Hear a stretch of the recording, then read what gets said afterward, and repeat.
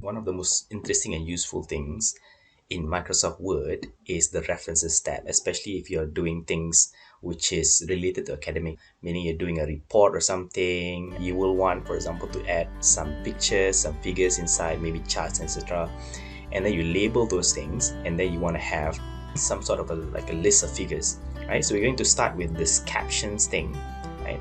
And for that, I'm just gonna add random text first and foremost.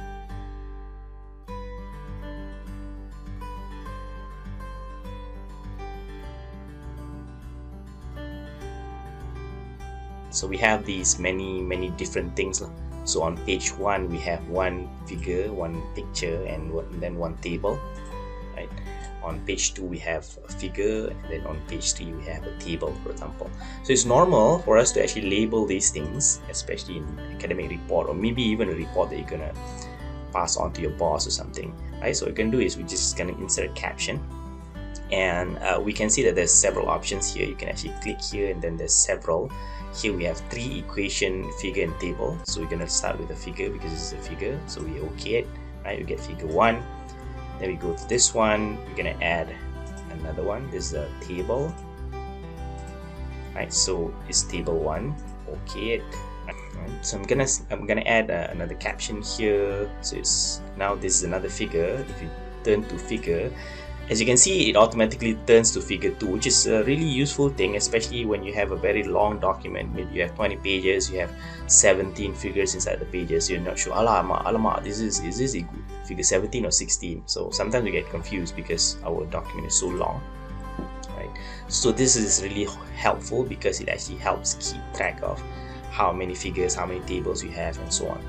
Right, so I'm going to put table 1, table 2, and so on, right? So naturally what we want to do next is, of course, relate back to those figures. So we'll have this list of figures, for example. So we do something like this. It's normal to keep track of what we have inside our document, right? And we're going to do a cross-reference here, right? So I'm going, as you can see, the option is numbered item. I can go to whichever, let's say figure, right? I'm going to insert figure 1, and then I'm going to insert its page number, right? So here we have figure 1 and page number is 1. Okay, now we're going to share a little bit of another skill that we have. If we press tab, right? If you press tab, what happens is that the text will actually go to a particular tab stop, which is preset by Microsoft Word. There's a preset tab stop.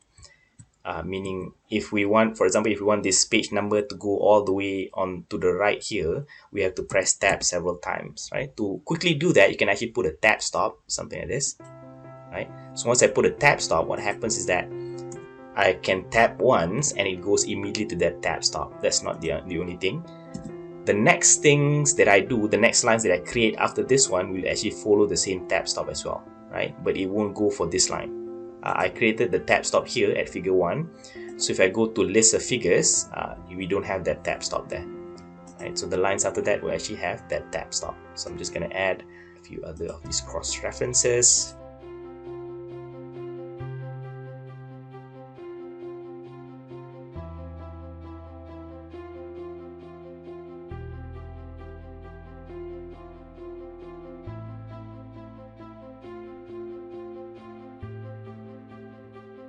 Then we're just going to do the tab, use the tab stop, and immediately get ours at all these respective locations.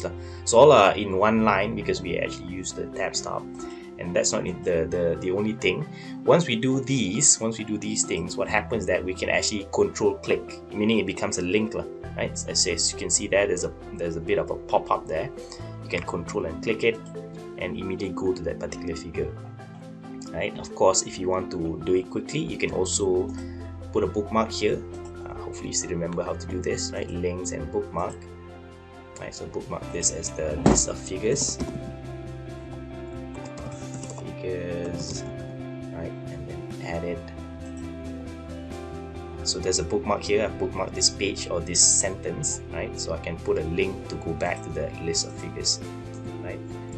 Go to list of figures. figures, and just highlight it and right click on that, paste in this document, click on list of figures and OK. Right, so now I can quickly go to the list of figures and then quickly go back to the table and so on and so forth. Alright, so this is a navigation within your document, but this is not the only way of doing this. As what you saw is I actually did it manually. Right, in reality you can actually do it automatically. I'm just going to show you how that is done. Go back to references. You can actually just insert table of figures, which will actually let you insert pretty much everything lah. Right, so it's a table of figures, show page numbers if you want to show page numbers, right align page numbers, include label as well as number and so on and so forth. And you just OK it. Right, so now we have for tables.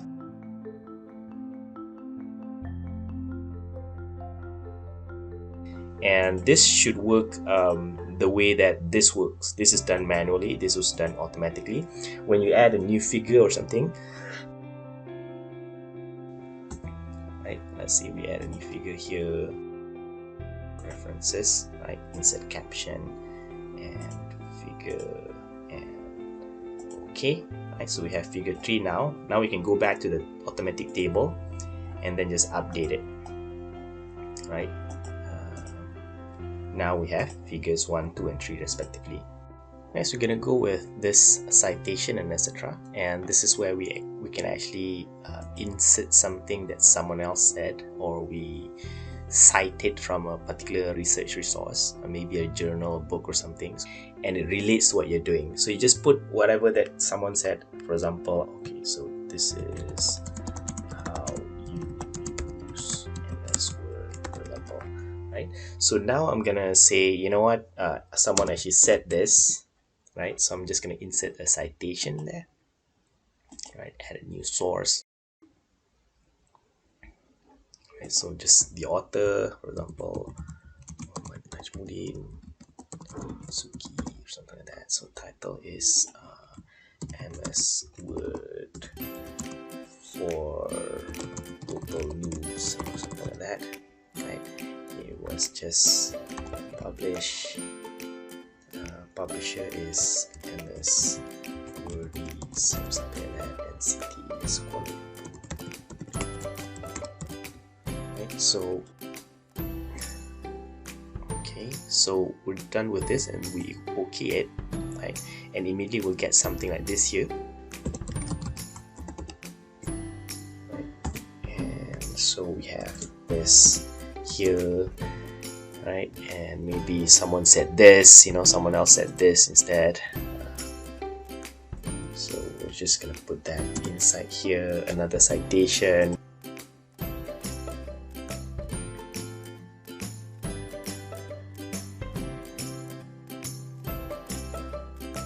So we get another source here. Maybe this was said by the same person here, right? So you can insert that as well. A citation, you can also use something that is already there, right? So you just insert the citation there, right? And once you're done with that, you can do something similar to this list of figures. You just do a list of references, right? So I'm just going to add a page break, right? And then go back to references and insert a page of references, right? So it will show something like this, so you can, you know, choose any of which so these are the two, right? So nudge, this is one, this is the other one, right? And you can always edit it, right? So you can click on the citation, right? And then you can update it from here. You can edit the source, for example, and then do something like that. So this is a report, for example. Instead, it's not a report, it's actually a book, right? So then OK, which means that it will also edit it from here and so on, right? This does not work the way the table of figures and tables work, in such a way that we can actually control and click to get to the points, because sometimes we cite the same article or journal or book is cited several times. so the link does not work that way, like you cannot go and so on and so forth. There's also, you know, different kinds of style, Chicago, and whichever.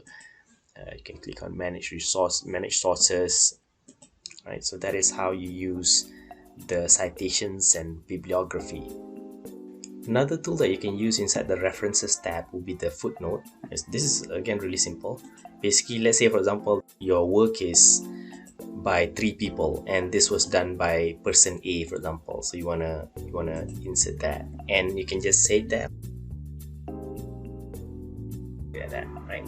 So that will be a footnote, and what happens is that if we go back to the sentence, right, you will then be able to see, I just hover my cursor there and I can see there's a pop-up that says this was done in 2019, a label, or I can just double click and immediately get to the footnote. Last but certainly not least will be the table of contents. It's really easy and it makes navigating your document a breeze, because you can use it as some kind of like a hyperlink. So in order to actually create the table of contents, what you must have first is that your title must be in the form of headings. Right, so I'm just going to put a title here, title, random title, right, and I'm just going to change that into a heading 1, for example. And then we can just go to the other pages and maybe put other titles. Brown fox. Right, so you have to remember to change it into heading 1 or 2 and etc.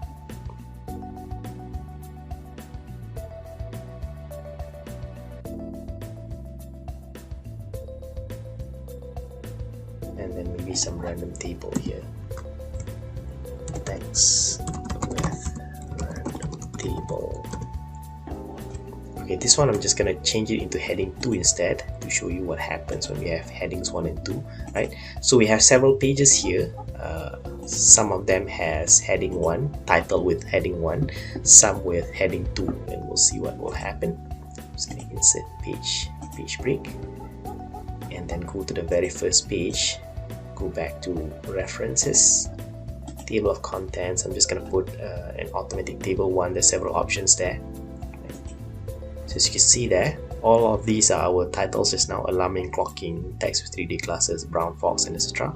Then we have heading 2 here, text with random table.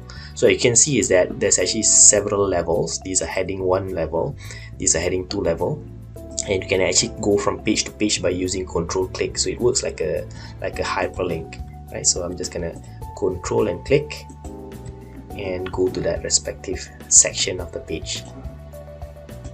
And not only that, you can also make changes to your document and the table can update itself. Let's say for example, add another page here. Yeah, let's add.